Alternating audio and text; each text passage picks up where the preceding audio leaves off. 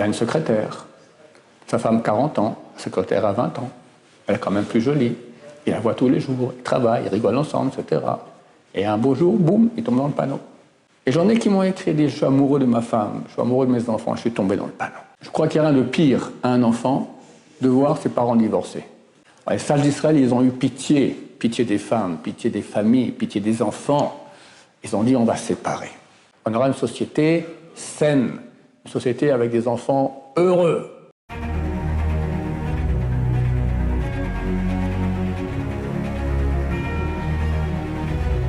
Ce show dédié pour une aliyah réussie, facile et rapide de Binyamin ben Pinchas, la question que nous propose Nathanaël.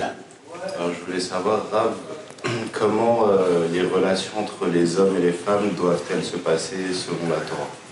Selon la Torah, relations entre hommes et femmes non mariés ensemble, tu veux dire?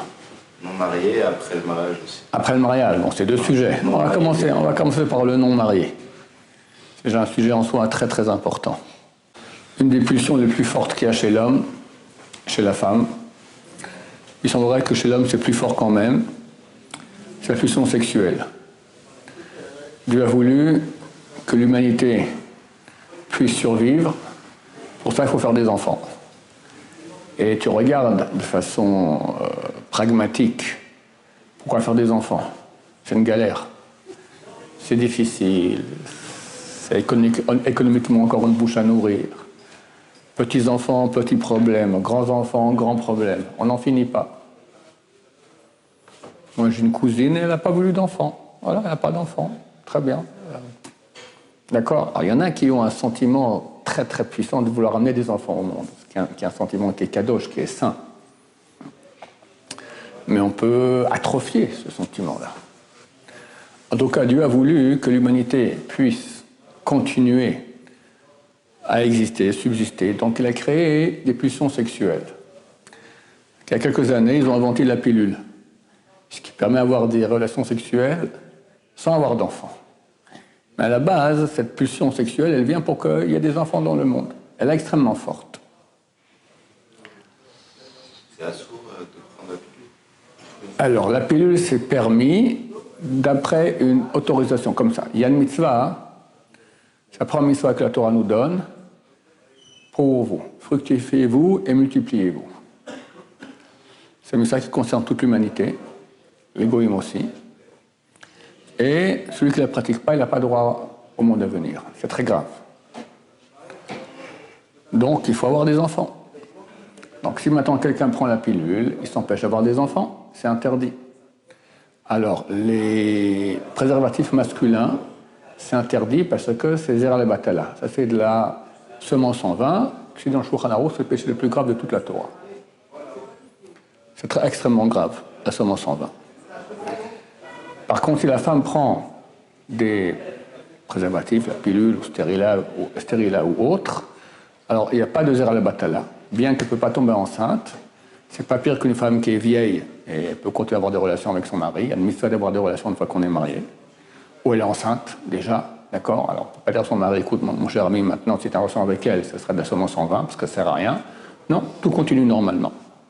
Ce qui est interdit, c'est lorsque le mari empêche sa semence d'arriver dans le corps de la femme. Soit il se retire avant la fin de la relation, soit il a une capote, toutes sortes de choses pareilles. Tous ces préservatifs-là sont interdits, ces Zera le Batala, c'est extrêmement grave. Maintenant, qu'une femme prenne des préservatifs, la pilule ou autre, c'est interdit pour une autre raison. Pas Zera le Batala, c'est interdit parce que il y a le mitzvah d'amener des enfants au monde. Comme je dis, la première mitzvah de la Torah, pour vous. Fructifiez-vous et multipliez-vous. Et lorsqu'elle prend la pilule, donc elle s'empêche de faire cette mitzvah. Alors, ce n'est pas un interdit de la Torah, c'est éviter de faire une mitzvah. Mais c'est grave aussi, celui qui ne le fait pas de façon volontaire. Quelqu'un qui se marie, il fait tout pour avoir des enfants, il n'a pas d'enfants. C'est clair qu'il va au Olam Haba. Il y a quelqu'un qui peut avoir des enfants, il s'empêche d'avoir des enfants, et il n'a pas réalisé la mitzvah, alors il n'a pas part au Olam Haba, c'est extrêmement grave. Donc, normalement, une femme ne peut pas prendre la pilule.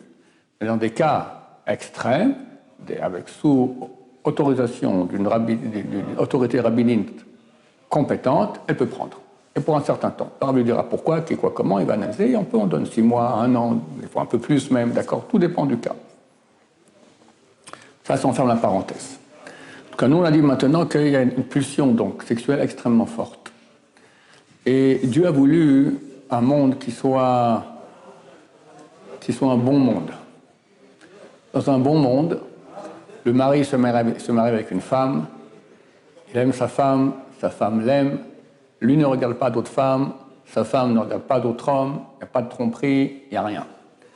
Avant le mariage, non plus. On ne va pas utiliser maintenant nos pulsions sexuelles simplement pour kiffer avec des femmes, c'est interdit aussi. Alors, ce sont les interdits les plus graves de la Torah aussi. Donc, toute relation avec une femme hors mariage est interdite. Si elle a déjà une fois une menstruation, une fois dans sa vie, elle s'appelle Nida.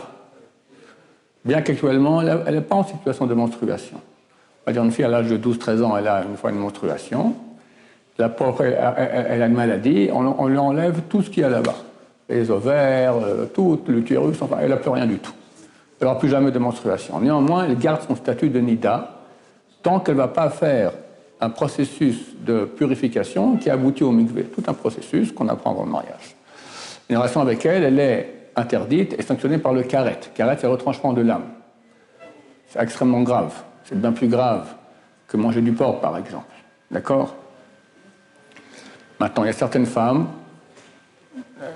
dont la relation avec elles est sanctionnée non seulement par le karet, mais à l'époque par la mort du Beddin, le tribunal rabbinique, une femme mariée par exemple, ou tout ce qu'on appelle harayot, sa sœur, sa tante, sa mère, sa fille, sa petite-fille, d'accord, toutes sortes. Il y en a en tout 27 types de femmes qui sont interdites.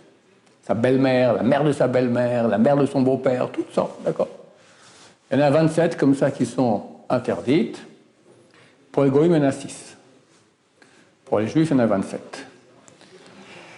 Quoi qu'il en soit, toute relation avec une femme avant mariage est interdite. La goya, évidemment. Qu'est-ce qui est le plus grave, la goya ou la jeune fille juive? Une goya, elle n'est pas nida, mais elle est goya. Une nida, elle n'est pas goya, mais elle est nida. Qu'est-ce qui est plus grave, la nida ou la goya? On ne peut pas trancher. Les deux sont graves. D'après le Zohar, la Kabbalah, la goya, c'est beaucoup plus grave. Après le sens simple, la juive, c'est beaucoup plus grave. Donc les deux sont graves. Donc, ni ça, ni ça. Comment, par exemple, comme je dis, avant le mariage, relation homme-femme, comment ça doit se passer? Attends, je t'explique maintenant les lois. D'accord? Donc, Dieu a voulu qu'il y ait un monde idéal. Dans ce monde idéal, on n'a pas de relation avec qui que ce soit, même pas de contact physique avec qui que ce soit avant le mariage. Et on a un mariage heureux parce que chacun fait attention de ne pas regarder de côté. Maintenant, l'Etserara, le mauvais penchant qui veut le mal dans le monde, il dit le contraire. Il dit vas-y, éclate-toi. Si Dieu a créé des femmes belles, c'est pas pour rien, c'est pour qu'on les regarde. D'accord? Et la femme est belle. Je crois qu'il n'y a rien au monde qui est plus beau qu'une femme. Il faut choisir entre une rose ou une femme. La plupart des hommes diront qu'une femme, c'est plus beau qu'une rose. Mais il faut retenir ses yeux. Et ça, c'est un travail énorme qui est l'essentiel de l'être humain. Baba Meir, fils de Baba Saleh, qui est Mashiach, il a dit, les gens viennent me voir, comment se rapprocher de Dieu. L'essentiel, faire attention aux yeux. Faire attention aux yeux, c'est l'essentiel. C'est vrai que tu verras que dans le monde, le penchant du mal, l'axe dans lequel il a investi le plus, c'est justement les plaisirs des yeux. La pornographie, le manque de pudeur des femmes dans la rue, partout, s'affichent, etc.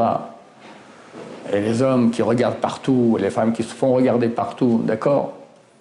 Exactement l'antithèse de ce que Dieu veut. Très bientôt, tout cela va disparaître.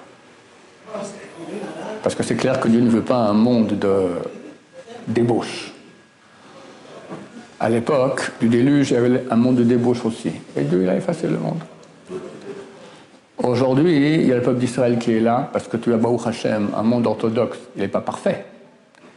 Mais Baruch Hashem, tu veux prendre les chiffres à l'envers. Dans le monde non religieux, combien de femmes n'ont pas trompé, ont trompé leur mari? D'accord? On va dire 90%. Je ne pense pas que c'est faux. J'en suis étonné quand je dis cela.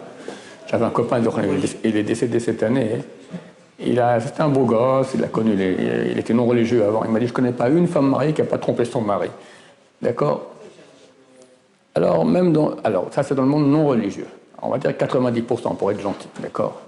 Dans le monde religieux, s'il y a 10% de femmes qui trompent leur mari, c'est déjà énorme, je n'y crois même pas. D'accord? 2%. D'accord? Parce qu'on va éduquer les hommes et les femmes à la pudeur, à faire attention. C'est super important, la pudeur dans le monde religieux, tu verras.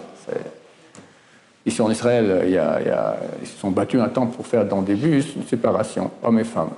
Pourquoi? Et les gens hurlaient contre ça, que ça dérange, laisse quelques religieux. Parce que dans le bus, on est en face d'une femme pendant 5, 10 minutes, un quart d'heure. C'est dur de ne pas la regarder. Et des fois, quelqu'un, elle est un peu, il lui manque un garçon, elle lui manque une fille. Ça peut mal finir, ça finit mal, très souvent. D'accord? Dans Shulchan Aruch, c'est écrit. Shulchan Aruch, c'est le livre des lois juives. C'est marqué qu'il faut beaucoup, beaucoup s'éloigner des femmes. C'est le seul endroit de tout Shulchan Aruch, c'est marqué le mot beaucoup, beaucoup. Et c'est écrit il y a 500 ans à Tzfat, à Safed, où là-bas, si on voyait le petit doigt d'une femme, c'était déjà un grand malheur. On ne voyait rien. Et c'est marqué beaucoup, beaucoup s'éloigner des femmes. Aujourd'hui, il faudrait écrire beaucoup, beaucoup, beaucoup, un livre entier de beaucoup, beaucoup, et après s'éloigner des femmes. Pas rigoler avec elles, pas parler. Alors on peut parler, mais pas discuter comme ça, comme à la sortie de la synagogue en France, le vendredi soir, d'accord? C'est réunion hommes et femmes. C'est complètement interdit, complètement interdit. Donc, quand on doit parler, on parle, mais avec froideur, avec distance, le minimum possible. Il y a une Gemara qui dit, dans le traité Hérouvin, page 54, il y a quelqu'un qui a demandé à, je crois que c'était Yalta, Brouria, la femme de Rabbi Meir, qui m'a demandé, s'il vous plaît, c'est où la route pour l'Ode? Elle lui a flanqué un coup de pied. On t'a pas enseigné qu'il fallait peu parler aux femmes, tu dis l'Ode où? C'est quoi? C'est où la route pour arriver à l'Ode? Elle a foutu un coup de pied. C'était une femme puissante. Donc c'est super important de mettre des distances le plus maximum. Et les gens disent qu'on exagère. Vous exagérez, c'est pas si grave, la séparation dans les mariages. Et si on veut les bus séparés, on essaye, mais les bus, ils font exprès de tout faire contre, d'accord? La compagnie des bus, elle est très puissante, elle est très riche, donc ils amènent un bus toutes les 5 minutes. Les gens religieux, ils montent dans le bus non cachère, et le bus cachère, pour finir, il fait faillite, d'accord? Il y a vraiment une guerre. Ici, à Jérusalem, il y a une guerre des affiches de femmes. Pendant des années, des gens allaient la nuit comme ça déchirer les affiches de femmes impudiques. Et il y avait des filles qui attendaient, des poursuites, tout ça pour montrer aux gens des femmes impudiques. Laissez-nous tranquilles. Tu veux aller voir des femmes impudiques, va à Tel Aviv, il n'y a que ça. Ok, vas-y, calme-toi. Mais laisse-nous tranquille, Yerushalayim, Ira Kodesh, la ville sainte. Pourquoi ça? Parce que l'homme a des pulsions. Et s'il ne fait pas très attention, pour finir dans une population, une partie va tomber dans le panneau, adultère. Moi j'appelle ça, j'ai fait un cours entier qui s'appelle « On a pitié des enfants ». Je crois qu'il n'y a rien de pire à un enfant de voir ses parents divorcés. Si on divorçait quand on était encore tout petit, alors il a une maman et un papa séparés. Mais quand il va vivre le divorce, et qu'il est déjà en âge de raison, c'est une souffrance terrible. Toute la confiance en soi qu'a un enfant provient de l'unité qu'il y a chez lui à la maison. Le calme, l'unité, la confiance que lui donnent les parents. Il voit les parents s'aimer et s'entendre. Il est fort. Il voit le contraire. Il finit en fumant. C'est d'habitude ce qui se passe, d'accord? Tous les drogués, c'est quoi? C'est des fils d'habitude et des fils de divorcés durs. C'est un divorce qui se fait calmement comme il faut et on reste amis, tout bien. Ok, ça peut encore aller. Encore, c'est pas facile. Mais quand c'est les bagarres et les choses, tout ça. Attends, la raison numéro 1 des divorces, c'est quoi? Tromperie.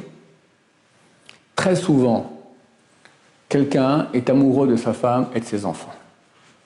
Et il tombe dans le panneau. Il a une secrétaire. Sa femme, 40 ans. La secrétaire a 20 ans. Elle est quand même plus jolie. Il la voit tous les jours, ils travaillent, ils rigolent ensemble, etc. Et un beau jour, boum, il tombe dans le panneau. Ou n'importe qui, c'est tellement facile, tellement courant, tellement courant. Et j'en ai qui m'ont écrit, je suis amoureux de ma femme, je suis amoureux de mes enfants, je suis tombé dans le panneau. Et ils regrettent. Bon, ok. Mais des fois, ça devient addictif. Un beau jour, la femme, elle est au courant. Et boum, badaboum. C'est pas idiot. Ça veut dire que ce qu'ont fait les sages d'Israël, c'est la chose la plus sage qu'il puisse y avoir. Ils ont dit, on va éloigner le monde féminin du monde masculin. Des tordus qui vont tromper leurs femmes et des femmes tordues qui vont tromper leur mari, il y en aura toujours. On va limiter la casse. On fera qu'il y en aura moins. Comment on va faire? On va faire que dans la société, il y aura moins d'accidents. Si on va à un mariage et on danse ensemble, hommes et femmes, une femme en train de danser, c'est attirant. Ta femme a déjà commencé à se faire... Les femmes sont très malheureuses parce qu'elles vieillissent.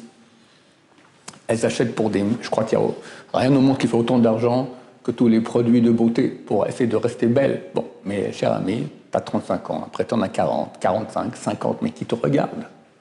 Alors c'est vrai que toi, vous étiez sur une île, toi, ton mari, il y a des guenons. Bon, alors t'es mieux que la guenon.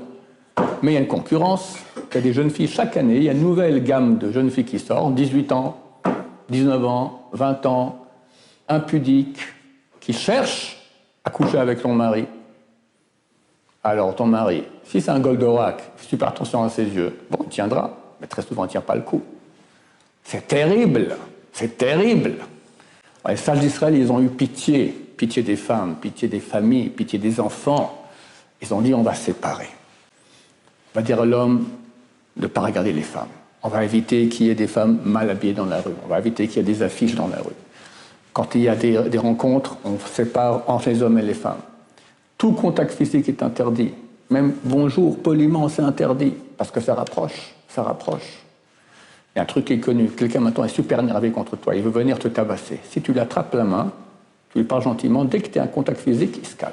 Il ne peut plus te frapper. Le contact physique, il a un effet super puissant entre un homme et une femme.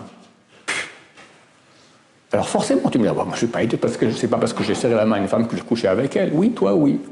Et tu prends une société entière, tu as un pourcentage non négligeable qui, oui, pour finir, va coucher avec pas forcément cette femme avec qui il a serré la main, mais vu qu'il est habitué à avoir un contact avec les femmes, un beau jour, boum, il tombe dans le panneau. Et qui paye les pots cassés? Les enfants. Et si quelqu'un me dira, non mais vous exagérez, c'est pas si grave, ça va, on peut être à table ensemble, rigoler, je fais rien avec elle, je lui serre la main, je lui fais la bise même, c'est pas grave. Je lui dirais, tu es cruel. Tu es cruel, parce que ce que je dis est tellement vrai, que dans la société, s'il n'y a pas des lois pareilles, alors c'est certain qu'une plus grande partie des hommes et des femmes vont coucher ensemble. Et toi, tu dis, pour pouvoir serrer la main à une femme, tu dis, je préfère ça, même si ça entraîne qu'il y a tellement d'enfants qui seront après des enfants de divorcés, de tromperies, t'es cruel, t'es cruel. Les sages d'Israël qui aiment l'humanité, qui aiment le peuple d'Israël, ont dit, on va se séparer, c'est pas si grave. On aura une société saine, une société avec des enfants heureux. Donc, la réponse à ta question, avant le mariage, éloignement total. Plus tu peux t'éloigner, mieux c'est. On demandait aux femmes de s'habiller en tsniout, en pudeur. Plus elle peut être pudique, mieux c'est. Et c'est très dur pour les femmes. On va demander aux hommes de faire attention de ne pas regarder les femmes. Très dur. Et pas de contact, le minimum possible. S'il y a nécessaire, froidement, au travail. Combien de gens au travail, ils tombent dans le panneau? Ici en Israël, il y a des boîtes de phoning, d'accord? Les patrons sont religieux. Alors, ils ont fait hommes séparés, une salle homme, une salle femme. Mais la cafette s'est mélangée. Et ben moi, je suis au courant de gens là-bas, hommes et femmes, qui ont commencé à faire des bêtises ensemble, par la cafette. Par la cafette. Je ne te dis pas s'ils sont dans le même bureau. Lui, il est là, elle est là, les deux parlent, puis hop, ce sont des... Il a une jeune fille à côté, on parle ensemble, on se voit tous les jours, d'accord? Il la voit plus que ce qu'il voit sa femme. Mais comment il ne va pas tomber dans le panneau? Alors, s'il est super religieux, elle aussi, ils feront attention. Mais sinon, ça crée une sympathie. Et pourquoi pas? Et puis c'est sympa, c'est agréable. Une relation, c'est une des choses qui sont bonnes sur Terre, d'accord? Alors pourquoi pas? Et boum, badaboum. boum, banaboum, sans parler d'un interdit de la Torah, tout ce que ça amène, comme que je dis, carottes, carettes, etc. Mais les familles détruites. Et Dieu n'aime pas la débauche. Le déluge, c'est ça, le déluge a été causé par la débauche. Aujourd'hui, le monde, il est débauché. Alors, heureusement qu'il y a un peuple d'Israël qui montre le bon exemple, mais sans ça. Voilà. Alors, le sujet de relation entre l'homme et la femme après mariage fera l'objet d'un autre cours Bli Neder. Baruch Adonai, l'olam, amen va amen.